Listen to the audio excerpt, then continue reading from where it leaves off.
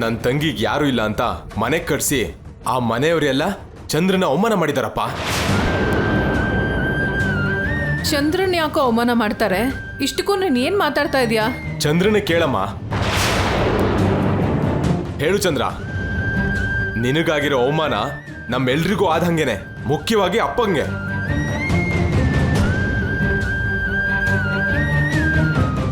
ಒಂದ್ಸಲ ಹೇಳಿದ್ರೆ ಯಾಕೆ ಕೇಳ್ತಿಲ್ಲ ಶಿವರಾಜ್?